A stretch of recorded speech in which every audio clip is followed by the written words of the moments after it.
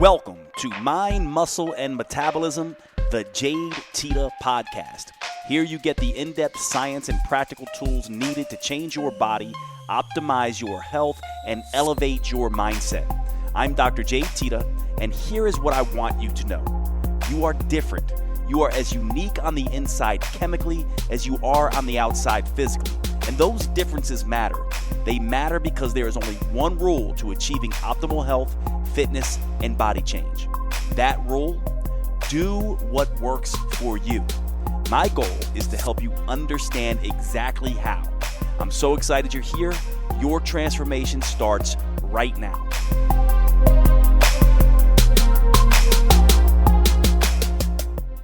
Welcome to the podcast, everyone. It's Dr. Jade Teta. Today, we're going to be talking about something different, actually, on the podcast. As you guys know, I do a lot with metabolism, and I like to say when people ask me, hey, what do you do for a living? I typically say, I teach in the realms of mindset, muscle, and metabolism, meaning self-help, self-development, psychology of change, strength and conditioning, and then nutrition and functional medicine. And I guess mind, muscle, metabolism is the simple way for me to sum all that stuff up. But so far in the podcast, we're going on close to 20 episodes now, and I haven't talked much about the mindset aspect of things, and I want to start doing that because that's a big, huge piece of what I do and what I've been studying since the age of 18 years old. And also, it is something that I don't think a whole lot of people talk about, and it's integral. I mean, I've always had this thing where I've been confused why people want to spend so much time with their health and fitness and,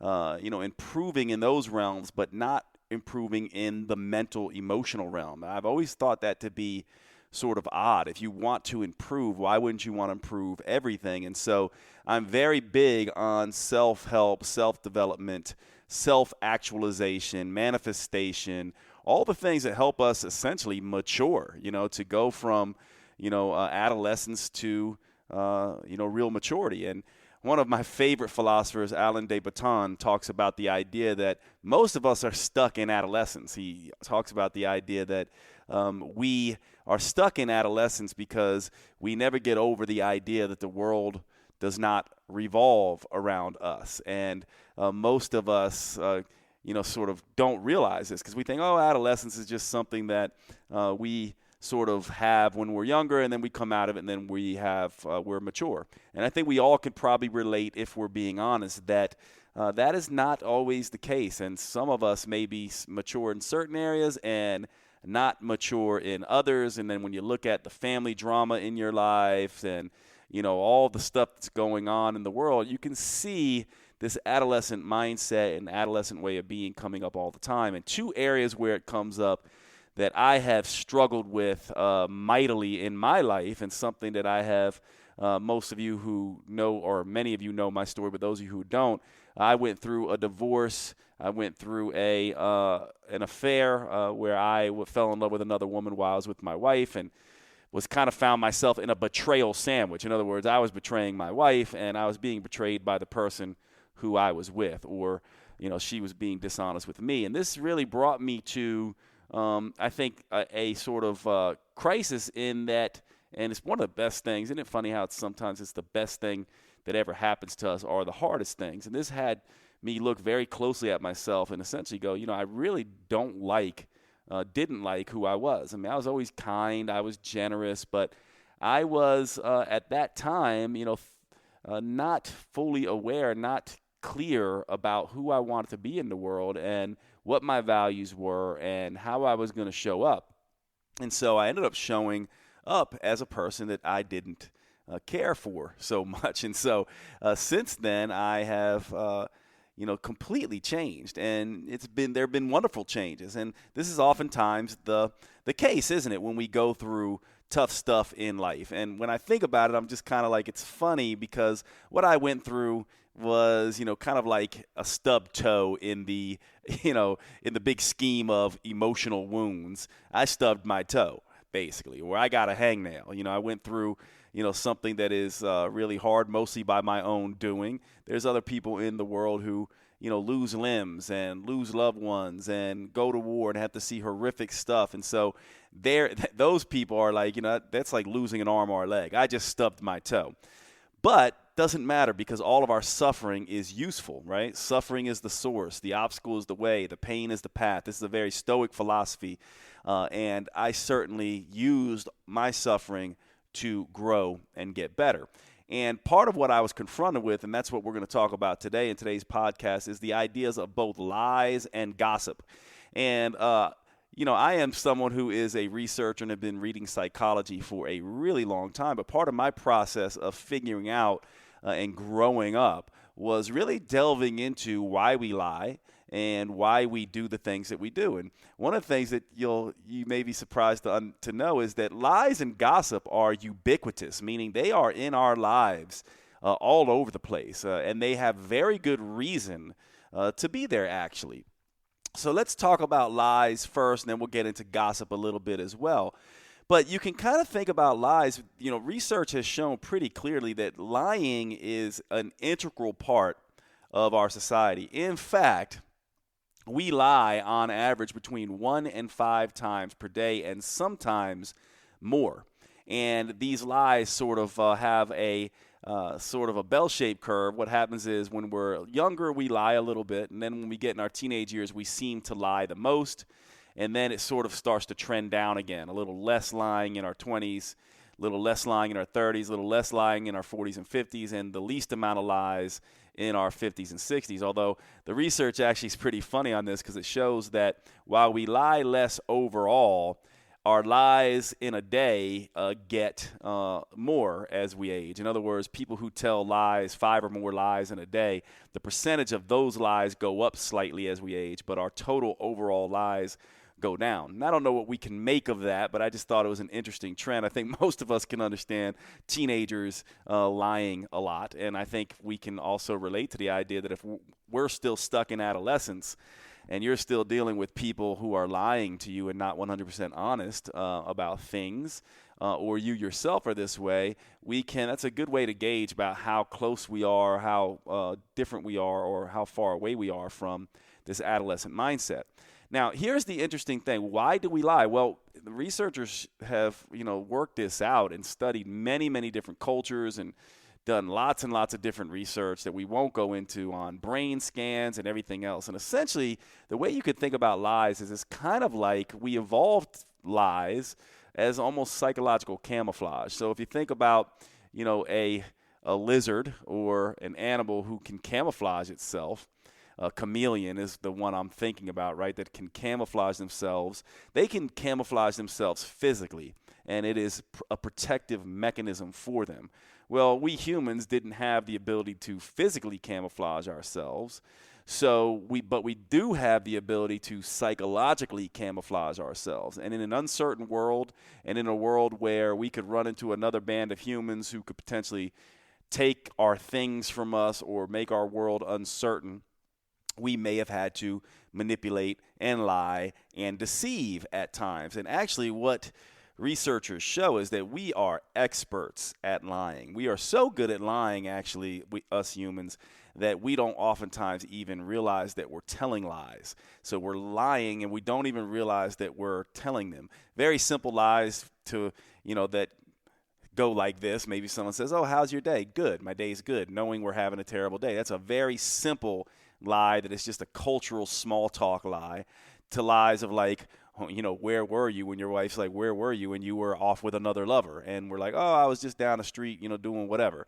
So the lies can go these very, sort of what we would think are, very insignificant lies that don't have an effect, or lies that are very big and very deceiving, and even lies that can be dangerous. Lies like, that could be, even seen as protective lies. Like you see someone run past you on the street and duck down an alley, and then you see someone else chasing after them with a gun, and the person asks you, "Where did that person go?" You might lie and tell them he went in the other direction to save the person, right? So there's many different reasons we might lie, but it probably evolved in us humans as a form of psychological camouflage. We lie because we want to increase our status. meaning that we want to appear certain ways, and so we'll use humor and exaggeration and putting on airs and all these things to make ourselves look better in the eyes of other individuals. We will lie to spare feelings, right? A lot of times people call these white lies, so-called, quote, good lies. We lie, for those reasons. Someone says, hey, how do I look in this dress? Do I look fat in this dress? And you say no. And maybe they actually do look not good in the dress. That would be an example. Or if someone says, does my breath stink? And you say, no, you're fine. That might be another example of this, trying to spare feelings. And then, of course, we lie to manipulate. We lie to get our way. We lie to have our cake and eat it too. We lie to control people. We lie for financial gain, right?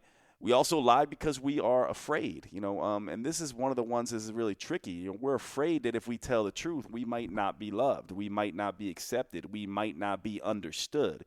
And so many of us have these sort of private lives that we will not tell people and divulge certain things about ourselves for fear of being rejected, for fear of seemingly being outliers. And then, of course, there are pathological liars. There's just crazy, people out there who tell lies and do it pathologically, and this is what they do. It's funny. Me and my brother Keone, when we used to work back in the day in Seattle, we had a guy that worked at one of our gyms that was a chronic pathological liar. And it was funny. When we first met him, everyone believed him. He was a Navy SEAL, and he also was, a PhD student, double PhD student, and all these things. And turns out he was actually a drug dealer, a manipulator, didn't even have a background in personal training, and got arrested several months after that for stealing drugs from the hospital that he was an orderly at, not a physician. And so these people just blow your mind because this guy was, for all intents and purposes, incredibly charismatic, seemed super intelligent, very inspiring, very kind, and yet he was living this completely crazy pathological lie that was disrupting his life. And we found out later that that's what happened. He was a pathological liar. So there's many different reasons that we lie. Now, here's the thing. The whole point of this is to sort of understand, okay, so this is a normal thing in life, but to what degree is it harming us? What degree are our lies keeping people from knowing us and keeping us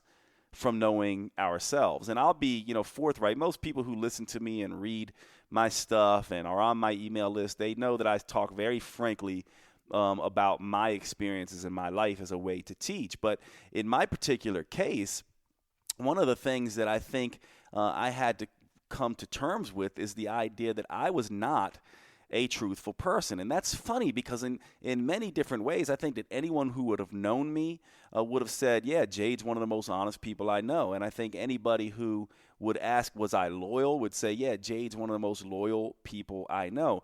I would have defined myself that same way. And that's what's really interesting about this. Yet, at the same time, I was living lies. I was doing things not to hurt other people, but to, control my situation and to sort of be in a situation of have my cake and eat it too. And what this did was it kept me from knowing myself, and it certainly kept the people that I loved the most from knowing me as well. So think about that a little bit. If we have to lie constantly, right, what we're essentially doing is we're not letting other people know our truth. And as a result of that, they don't actually, if they love us and if they know us and if they are friends, they're not actually friends with the real us. They're friends with a plagiarized self.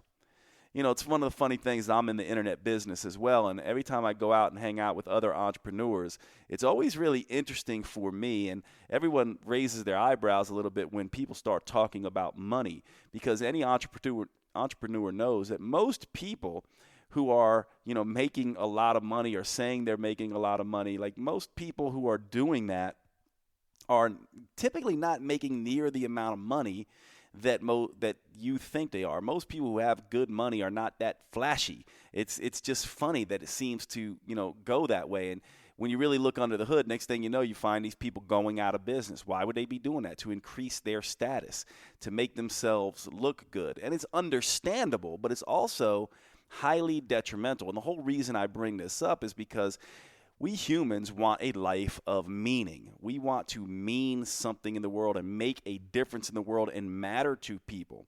And the first thing that we have to understand to grow up is to understand and get past adolescence, is to understand that by lying and trying to control the way people perceive us with these lies, big and small, what we are essentially doing is we are not actually living fully into our power and into who we are.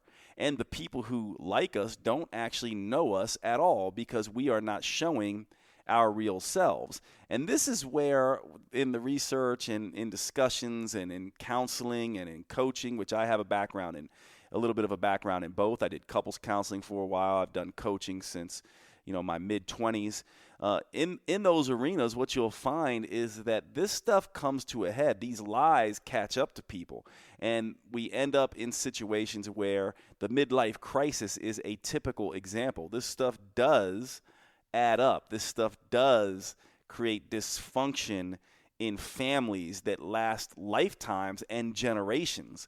And so making a commitment into honesty and real honesty, like let's go to the extreme. Let's call it extreme honesty, where you're no longer going to tell white lies, where if someone asks you, does my breath stink? You might say, yeah, I wouldn't want to be walking around with breath like that. So you might want to get some gum, but to do it in a compassionate way. And I think that's the problem, right? I've heard a statement, and I love the statement, honesty without compassion is cruelty. Part of the thing that we're afraid of is we're afraid of being cruel to people. But the interesting thing is what we do is we sacrifice it for short term to make someone feel good. We sacrifice short term for long term trust. It's funny. Kendrick Lamar, who the rapper, has a song that was out, and the line, I forget the exact song, but the line goes, "I keep it 100. I'd rather you trust me than to love me." And I love that line because I think that in the end, we want people we can trust and we can rely on. And so my commitment has been, since I went through what I went through, is that every single one of my friends will know exactly what's going on in my head at all times, even the confusion. This is part of the reason why my ex-wife and I are actually best friends, and that's not a cliche. We see each other every single week. I take the dog. We just adore each other. We're not together romantically anymore, but we are together all the time as close friends. Part of the reason we were able to do that is because neither one of us, both of our lies and both of our sort of ways of being in our marriage ended up, being in a situation where that marriage collapsed, especially my lies, caused that. And so what we committed to is to be 100% honest with each other. And those were some very difficult, damaging, hurtful, stressful conversations that we had, but we kept showing up and being 100% truthful and honest with each other. And what you emerge out of is you say, wow, we're both just two humans doing the best we can. But once you make a commitment to honesty to somebody and to yourself, mostly, you end up in a position where you can have amazing relationships and repair even the most damaging of relationships, even the most damaged relationships. My wife and I are a typical example of that. And so think about the people in your life whose lies or who you've been lying to. Those relationships are distorted and destructive as a result of those lies. Now, here's the interesting thing. I'm not saying that we should all just all of a sudden, wake up and go out and start telling all of our people all the things that we've done wrong and all the lies that we've had.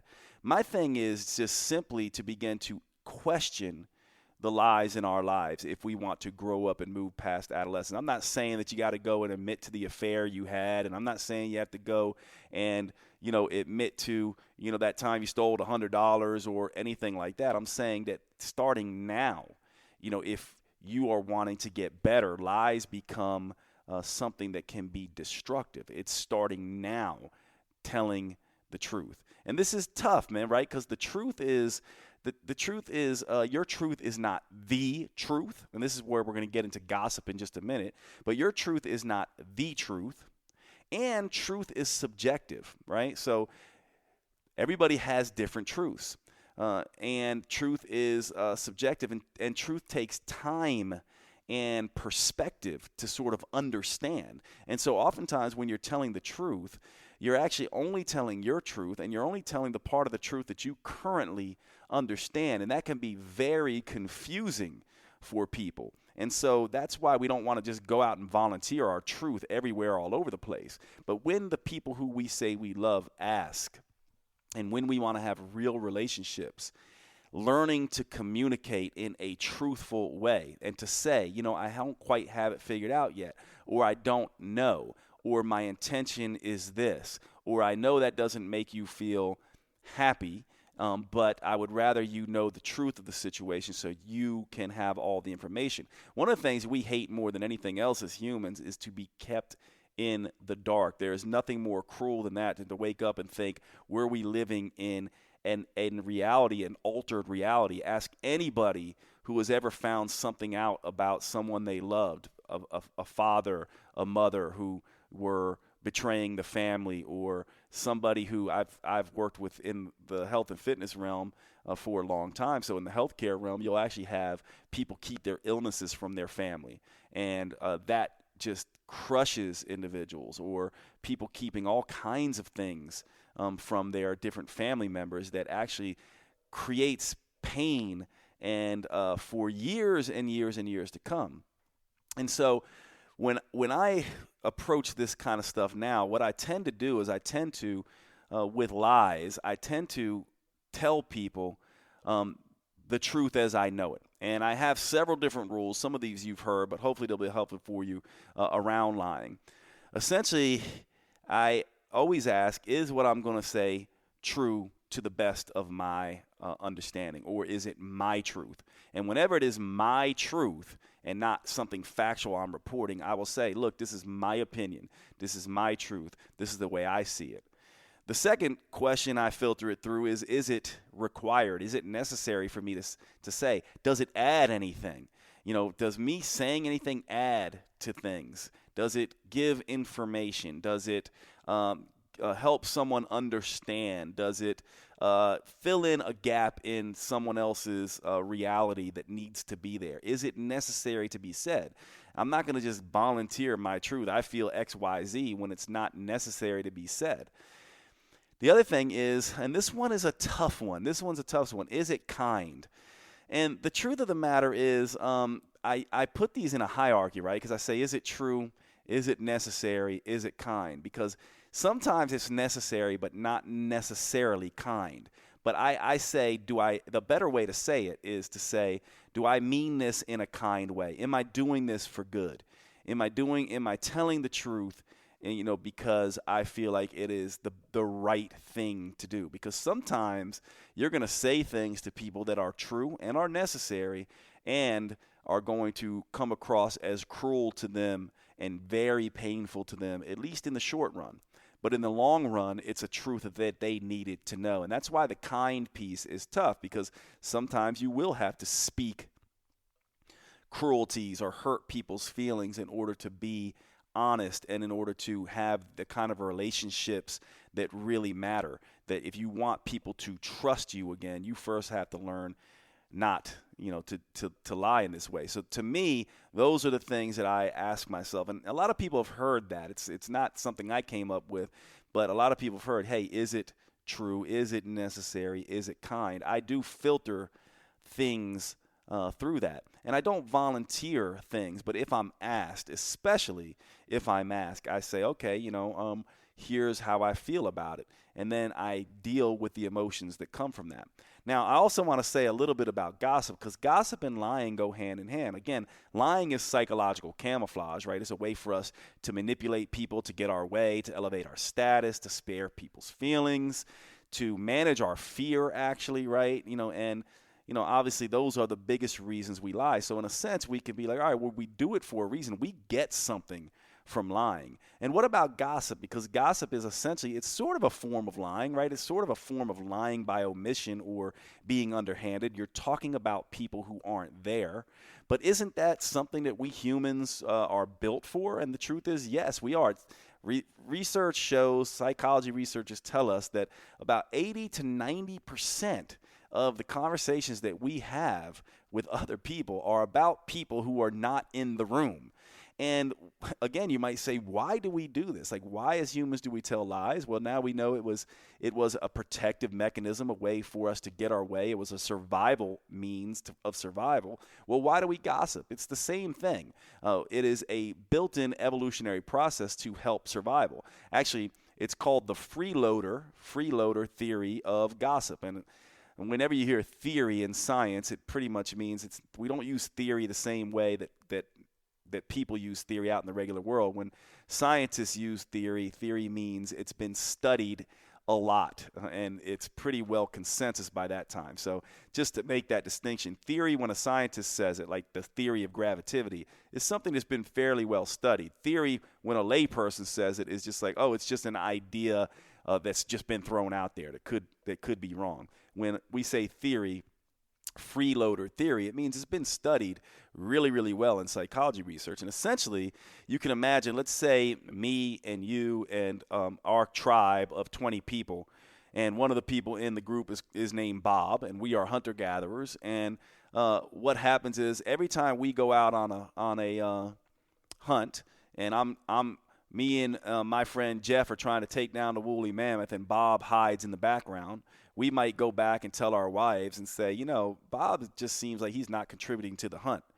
And then what will happen is maybe our wives will notice that he also is taking bigger portions at dinner and is not helping with the building. And the last time we got attacked by the tribe next door, he was nowhere to be found. And so what happens is, real quick, we are all together sort of vetting each other and essentially reality checking our perceptions. Hey, I'm getting this feeling that Bob is this way. Do you guys see it the same way? And then a consensus emerges. Oh, Bob is a freeloader. And if all works well and Bob has any sort of social intelligence at all, he will pick up on the fact that he is now being looked down upon in the tribe, and his behavior will be corrected. And if his behavior is not corrected, then of course the tribal leaders have to take steps to fix that. And so this is sort of the freeloader theory of gossip and why we tend to gossip. But it's really interesting because gossip, right, no one likes for other people to be talking about them behind their backs, especially talking shit, right, talking negatively about individuals. And so really when you think about gossip, I like to break it down into venting, gossip, and shit talking. Venting is really just about reality checking your situation. It's kind of just like, hey, look, Mary said XYZ, and I want to run it by you because I took it this way. What do you think? What do you think she meant by that? That's venting, right? I'm not disparaging Mary. I'm just trying to understand and ask you, what do you think about what Mary said, Mary not being there? Gossip is just sort of like, discussing information of the day. It's kind of like small talk in a sense, right? I heard Mary and her husband aren't doing well. What's going on? Like that kind of stuff. Have you heard anything? I don't know, but I haven't seen them together, that kind of thing, right? That's sort of, and then there's sort of the shit talk. Oh my God, Mary's such a bitch. I can't believe this, and I think she's cheating on her husband, and this, and this, right? So there's different grades of this. And so where does gossip go long and become destructive to relationships? Just like, we talk about lies, we want to be able to, as we grow up and mature and get better, we want to be able to manage these things. So I have rules around lying, right? Is it true? Or is it my truth? If it's factual, I say the facts. If it's my truth, I say it's my opinion. I don't know, but here's the way I feel. Is it necessary to say? I'm not going to just volunteer stuff that is not necessary. It doesn't add to the pool of knowledge. And is it kind? And I use that as a hierarchy because sometimes I'm going to be talking about cruel stuff perhaps because truth is more important than making you feel good about yourself. It's the same with gossip. My major rule with gossip is that I have decided I will not say anything about somebody behind their back that I would not comfortably say to their face. I will not say anything behind someone's back that I will not comfortably say to their face.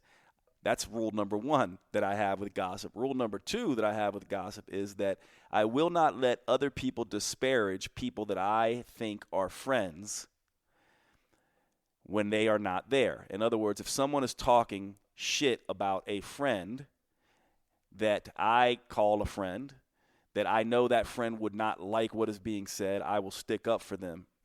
Regardless of how good that friend is, regardless of the relationships, I will stick up for that person.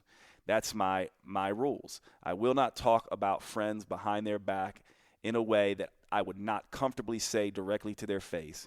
And I will not let other people talk shit about my friends when my friends are not there. My third rule of gossip is I will not engage in gossip, in negative shit talking, period. And I will put a red flag up if I see someone doing it. Someone who is shit talking about someone else is for sure going to be doing that when it comes to me as well. And so I immediately tag them and make a little mental note of them and just like, this person is probably not trustworthy, right? Is probably not trustworthy. If they're talking behind people's backs like this, they are not someone I really want to get close to. They're not a next level individual from my perspective. They have not grown up. They're still in adolescence. They're still trying to hang with the popular crowd. They're still trying to raise their status or manipulate, or they're just too insecure and afraid and, trying to be accepted. It's not, but I will not deal with those things. To me, lies are, destructive to the soul. I really do believe that, and certainly I can speak now from a place of a personal experience with that. And of course, everyone has to. That's my truth, right? So everyone has to decide to what degree they're going to let lies sneak into their lives. And gossip, to me as well, I think is destructive to relationships, especially the negative gossip. And so there are ways to talk behind people's back in a very supportive way. Like, why can't we just say, Bob, if he was here, I would like to hear what he says about this, but my opinion is that he is not, and if he was here, I'd say it to his face, and I have said it to his face, that he's not pulling his weight out on the hunt or whatever. Why can't we just have those difficult conversations? Why can't we just pull someone aside and say, after we vented and kind of reality checked our perceptions with someone in a respectable way, why can't we then go to that person and just say, hey, listen, I wanted to just have this conversation with you and let you know how I'm feeling because of X, Y, or Z, and I'm just wondering and want you to know because it's starting to become an issue for me. If someone is a close loved one. Now, obviously, if it's just someone who's an acquaintance, then why would you need to have that conversation? But then again, ask yourself, why would you need to be talking shit about them or gossiping about them if they're just an acquaintance? What do you care and what are you gaining from that, right? So from my perspective, both lies and gossip keep us from knowing ourselves and keep us from knowing others well. And we humans, if we are nothing else, we are social beings. We need connection. And the people who, I want to connect with are the people who are trustworthy and honest and loyal, and people who I know that what they are saying to my face is what the reality is. I want to be that person. I think that that's what a lot of people would like to be, but we don't take enough time to understand why we are doing these things. And the easiest thing and the easiest way to deal with this is simply to become aware of it. Once you start realizing, hey, I don't want to tell lies anymore, you find yourself saying the darndest things to people. I mean, I remember when I first began this sort of process where I was just like, I am going to commit to the fact that everybody who I love and who are my closest friends are going to know me and all of me, as embarrassing as it might be, as as offensive as it might be, to them or me. I'm going to just tell them essentially how I feel if they ask. They deserve that. I don't want to be a plagiarized individual anymore. I want them to know me for me. And what I found is that, wow, I was lying a lot more than I had ever thought. And it started to become something that I was like, this is amazing how much we live our lives, bullshitting and avoiding and using lies by omission or just lying outright. And so I just stopped doing that. And I say that because to me, avoiding, exaggerating, bullshitting, lying, they're all sort of variations on this theme of trying to manipulate ourselves to manipulate others, to sort of, be in a position where we are adjusting our behavior in ways that is manipulative to others. And I think that's the big piece there. it's about manipulation. I mean, obviously, someone with good social agility and good social skills certainly is going to be like a psychological chameleon. They're going to be able to connect with people. They're going to be able to pick up on someone's emotions and be responsive to their things that they're saying, and all of those kind of pick up on the social dynamics, pick up on someone who's being left out of a conversation and bring them into the conversation. All that stuff is great and is a form of psychological camouflage, but it's also an honest, inclusive form. It's not manipulating people in a way to make your status better or to get something over on them. You know, one of my favorite quotes is a quote by Neil Strauss, and he says that people lie so that they can control others, right? So it's basically a manipulation technique. The quote goes something like this. He essentially says that what someone doesn't know can't hurt me. And I love that sort of definition because it really is about, I am going to keep reality from you so that I don't get hurt, so to speak. And is that really how we want to be in the world? Don't we want to touch, move, and inspire and grow and have people trust we are who we say we are? Or do we want to live these plagiarized lives where we're lying and talking shit about everybody?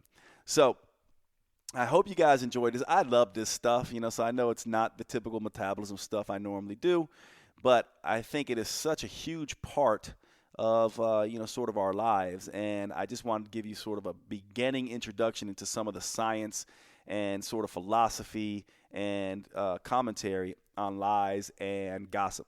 So I'm going to end there, and I hope you guys enjoyed it, and I will see you at the next podcast.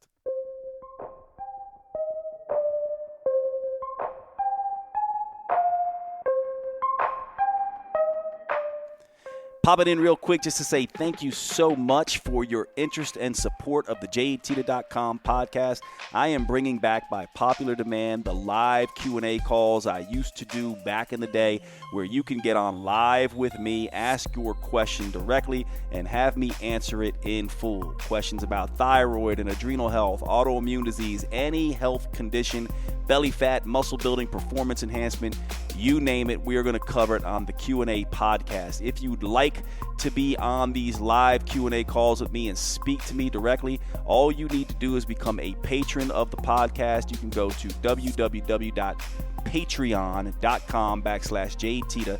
That's www.patreon.com/Jade Teta. Become a patron of the podcast. I would greatly appreciate your support, and you'll be able to access me live to answer all your questions in depth. Thanks again for your support.